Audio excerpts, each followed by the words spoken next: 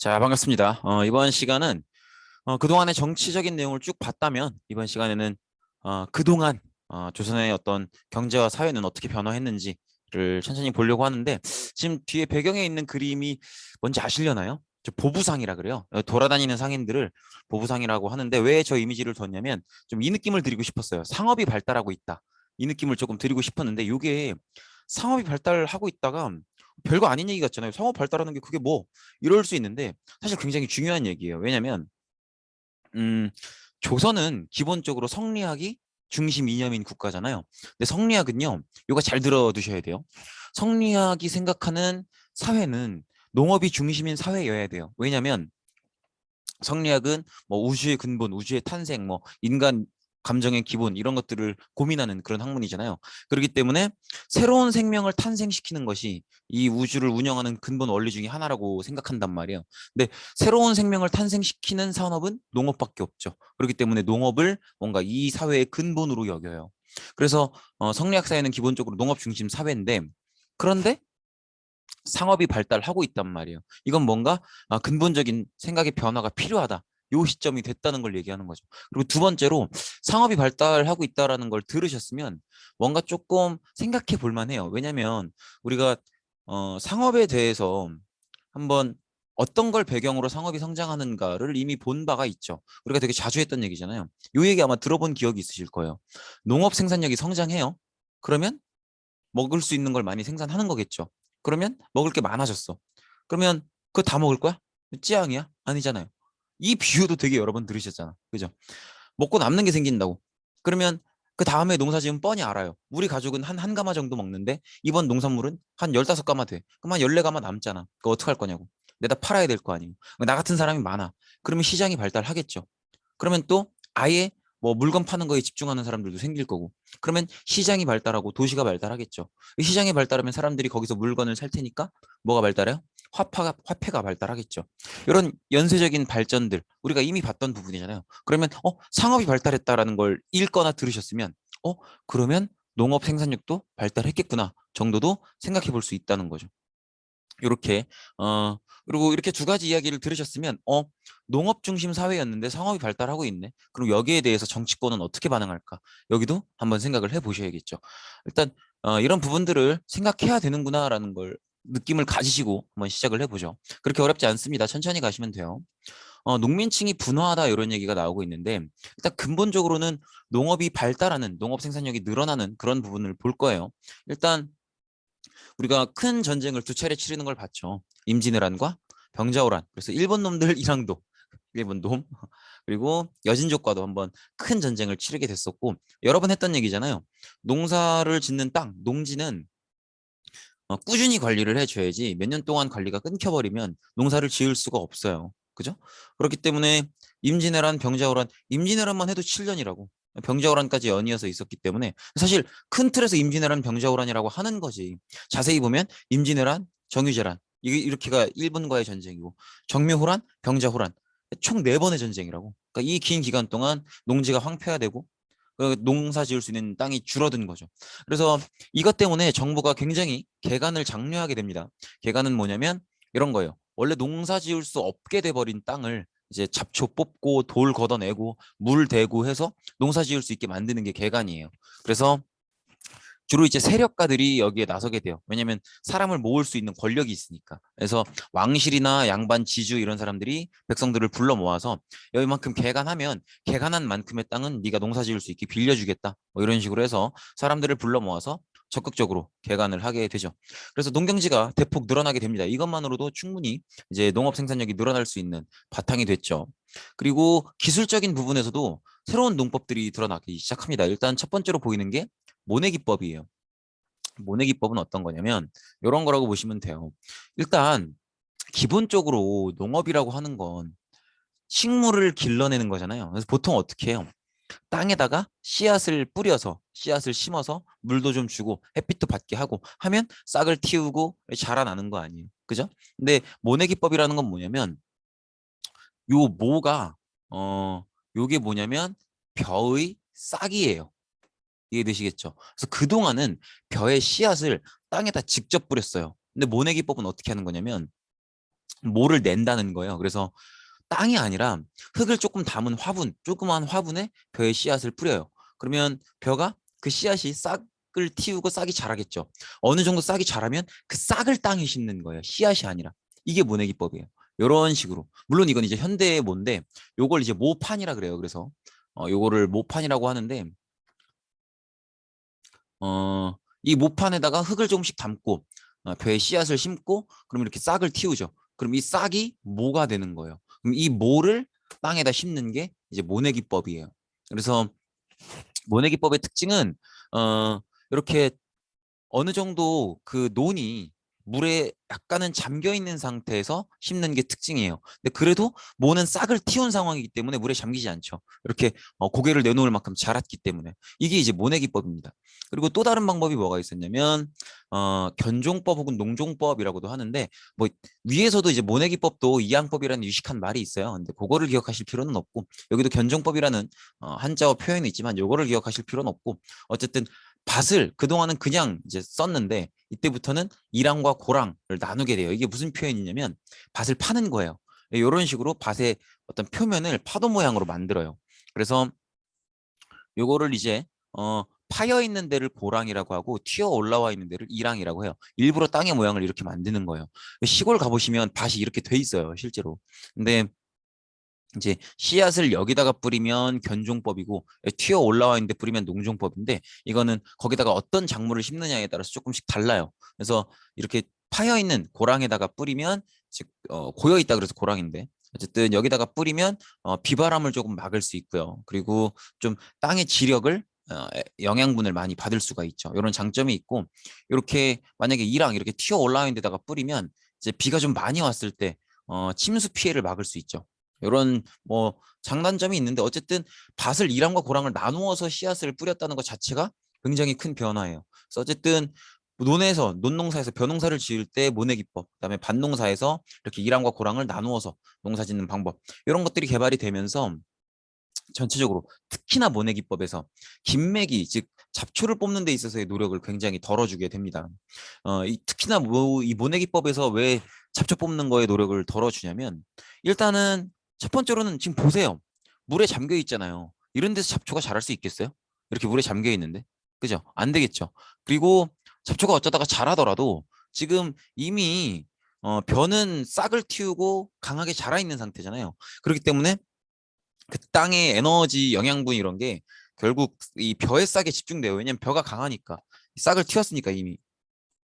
그래서 잡초가 자라기 어려운 그런 상황이 됩니다. 그러다 보니까 잡초가 얼마 못 자라고 그러니까 이제 잡초 뽑기가 굉장히 쉬워지죠. 그러면서 이제 이모작, 광작 이런 게 가능해지는데 이모작은 뭐냐면 이런 거예요. 같은 땅이야. 똑같은 땅인데 예전에는 벼면 벼 아니면 뭐 콩이면 콩, 뭐 팥이면 팥. 1년에 하나밖에 농사를 못 지었었어요. 그런데 이제 같은 땅에 작물을 달리해서 두 번 농사를 짓는 거예요. 한 해. 이해되시겠죠? 그래서 예를 들어서 이제 3월부터 9월까지는 벼농사를 짓고 그리고 거의 바로 이제 10월부터 12월까지는 벼 수확하자마자 콩농사를 짓고 그래서 1년에 두 번 작물을 다르게 해서 농사를 짓는 걸 이모작이라고 하고요. 그다음에 광작은 이제 기존 잡초 뽑는 데 에너지가 많이 안 들어가니까 그 전에는 농민 한 명이 어, 교실 하나 정도 하루에 교실 하나 정도 농사를 지었다면 이제는 잡초 뽑는 게 쉬워졌기 때문에 교실 한 4개 정도를 하루 만에 혼자 농사를 지을 수가 있게 된 거죠. 이렇게 기존보다 훨씬 넓은 땅을 농사 짓게 된 거를 광작이라고 해요.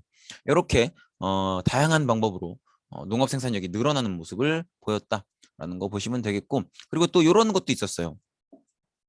어, 점점점 농업 생산력이 늘어나고 이제 먹을 걸 내다 파는 사람들이 늘어나면서 시장이 발달하고 도시가 발달하고 이런 모습을 보이고 그 특히나 임진왜란 병자호란을 거치면서 일본에서 혹은 여신족을 통해서 다른 나라에 그동안은 한반도에 없었던 새로운 작물들이 많이 들어오게 돼요. 그래서 여러 가지 뭐 채소들, 뭐 야채든 뭐 부추 뭐 이런 등등등. 그리고 담배, 면화, 인삼 이런 상품 작물들이 재배가 되기 시작합니다. 상품 작물이라는 건 뭐냐면 애초에 애초에 나 먹을 생각으로 농사 짓는 게 아니라 내다 팔 생각으로 농사 짓는 걸 상품 작물이라고 해요. 근데 기록에도 나오거든요.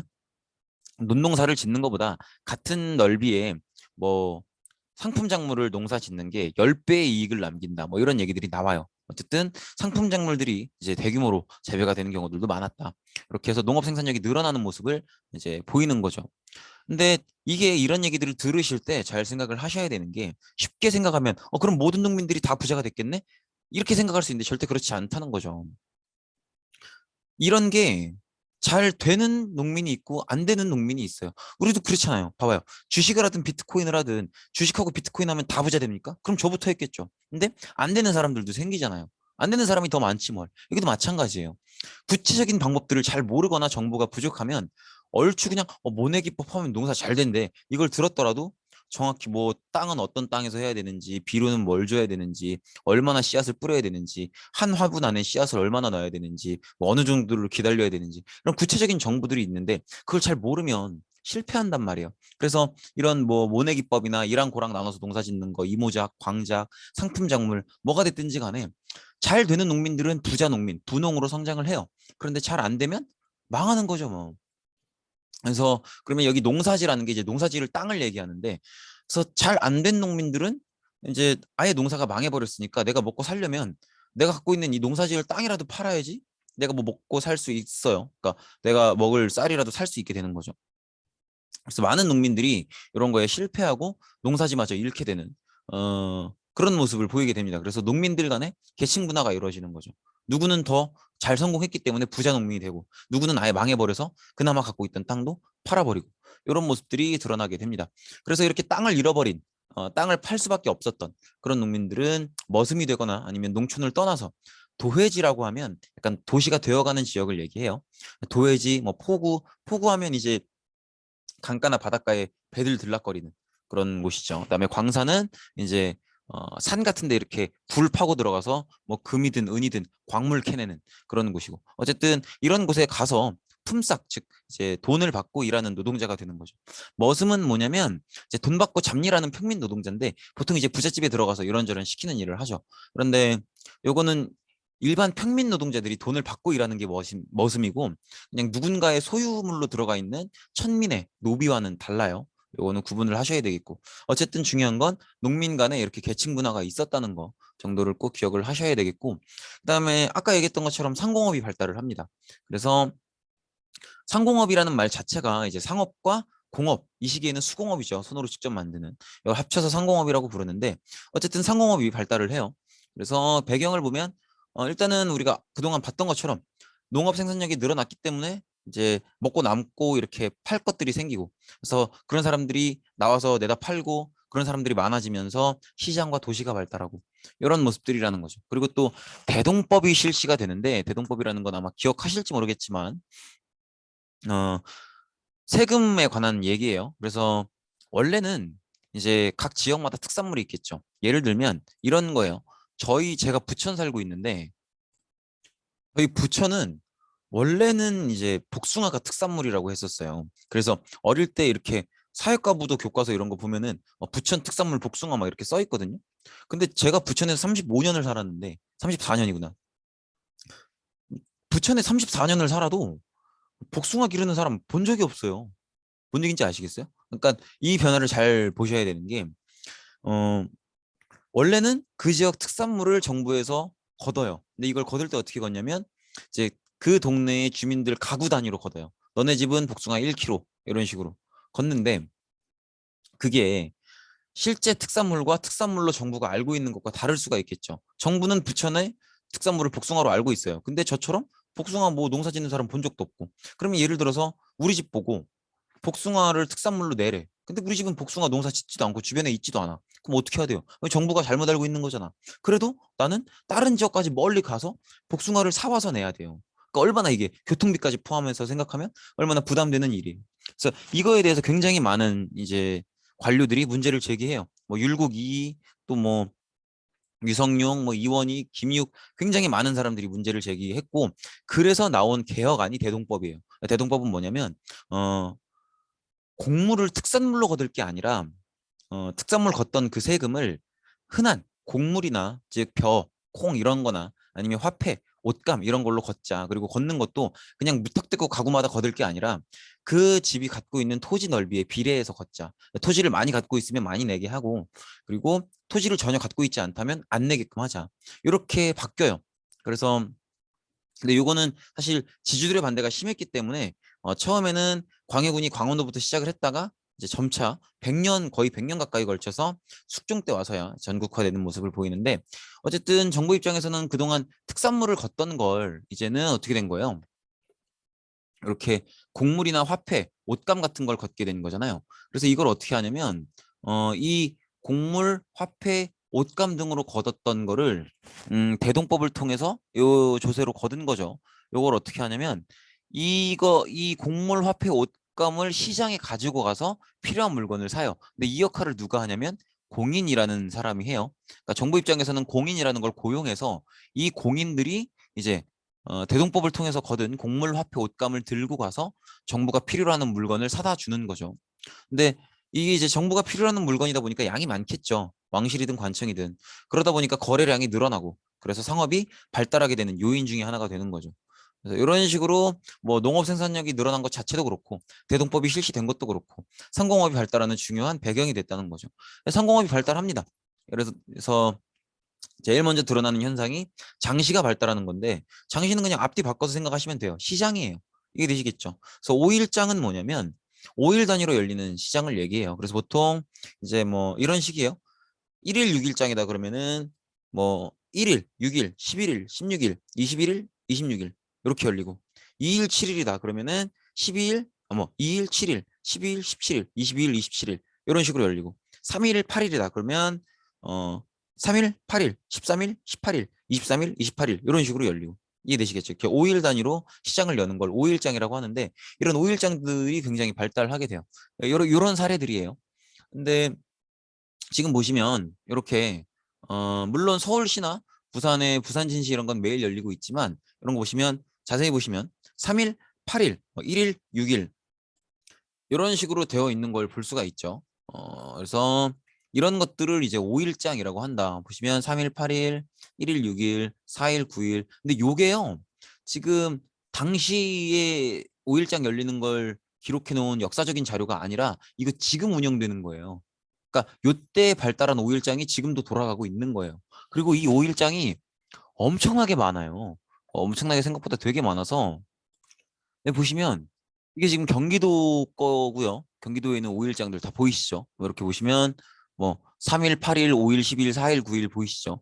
아래로 내려가면 또 강원도도 이만큼 있고, 충북도 이만큼 있고, 충남도 이만큼 있고, 그다음에 전북도 이만큼 있고, 그리고 전남도 이만큼 있고, 경북도 이만큼 있고, 경남도 이만큼 있고. 아이고 엄청 많네.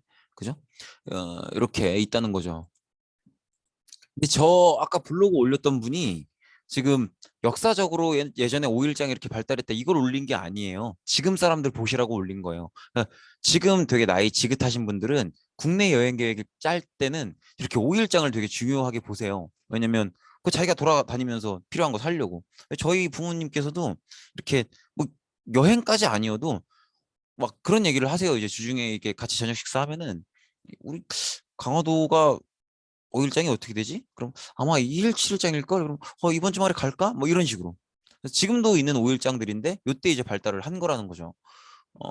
그리고 이런 식으로 상업이 많이 발달하는 모습을 보이고, 보부상들도 활동이 굉장히 활발해져요. 아까 우리가 봤던 거죠. 봤던 그림인데, 보부상들이 활동이 왜 활발해지냐면 잘 생각해 보세요. A 지역은 1일 6일에 장시가 열려요. B 지역은 2일 7일에 열려요. C 지역은 3일 8일에 열려요. 그러면 상인 입장에서는 맨날 장사하고 싶으면 첫째 날엔 A, 둘째 날엔 B, 셋째 날엔 C 이런 식으로 막 장이 열리는 데마다 돌아다니면서 하면 매일매일 장사를 할 수 있겠죠. 그러다 보니까 돌아다니는 장사꾼들이 생기는 거예요. 그게 보부상이에요. 보부상들은 기본적으로 국가의 허락을 받아야 활동이 가능하고요. 어쨌든 이런 상인들도 활발하게 활동했다는 거죠. 그리고 사상들도 성장을 하기 시작합니다. 사상은 뭐냐면 국가의 허가를 받지 않은 상인을 얘기해요. 근데 이 원래 사상들은 굉장히 탄압받았었거든요. 왜냐하면 성리학 사회고 농업을 중시하니까. 근데 특히 정조 때 시전 상인에게 주었던 특권을 폐지한다 이런 얘기가 나와요. 이게 무슨 특권을 얘기하는 거냐면, 시전 상인은 이제 국가한테 허락을 받아서 상업 활동을 하는 사람들을 얘기해요.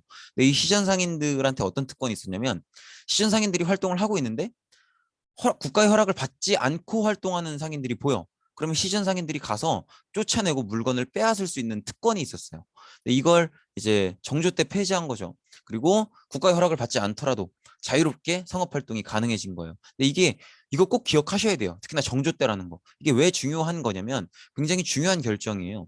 왜냐면 그동안은 농업 중심 사회였기 때문에 그러니까 성리학적인 세계관에 의해서 농업만 강조하는 그런 사회였기 때문에 상업은 국가가 허락하는 최소한만 인정을 해주고 나머지는 좀 외면하거나 탄압하는 그런 분위기였단 말이에요. 그렇기 때문에 이렇게 상업이 쭉 발달하는 걸 보면서도 정부가 제대로 대응을 못했어요.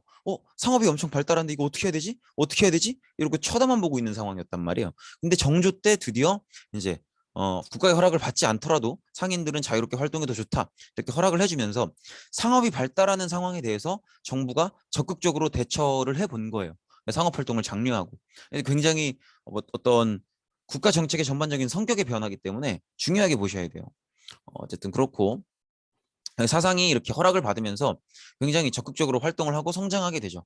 그러면서 청나라와의 무역을 많이 했었던 만상, 송상, 그리고 일본과 주로 무역을 많이 했었던 내상, 그리고 이제 전국의 어떤 유통권을 장악하면서 서울을 중심으로 활동하면서 전국의 쌀, 소금 이런 것들의 거래를 주도했었던 경강상인 이런 상인들이 활동을 하게 됩니다.